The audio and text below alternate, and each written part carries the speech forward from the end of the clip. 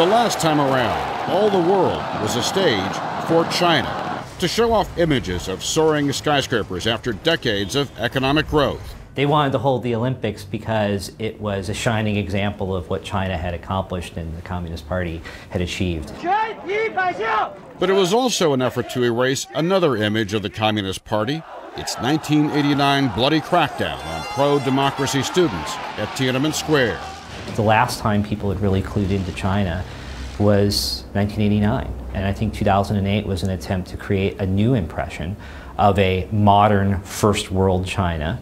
China spent about $40 billion on its Olympics, more than any country before or since. In contrast, London is spending about $13 billion. That money bought a lot of new, expensive buildings like the Bird's Nest. It wowed the world then, and it's barely used now.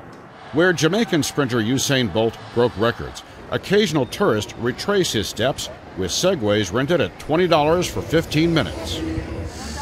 The Swiss designers of the nearly $500 million Bird's Nest incorporated ideas from Chinese artist Ai Weiwei. Now an outspoken critic of the government, he says the Olympics brought new buildings, but not new freedoms.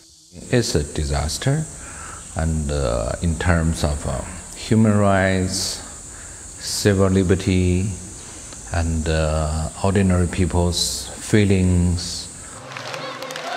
Back then, it seemed like everyone was anxious to put on a good show. I love you! I love you! Many learning English so they could greet foreign tourists. Lessons cab drivers have long since forgotten. Do you speak English? Since the Olympics, China's red-hot economy has slowed because of the world recession. Jobs are harder to find. A property boom may be going bust. So 4 years later, people are more worried about an uncertain future than the memories of a feel-good past that are slowly fading away. Barry Petersen, CBS News, Beijing.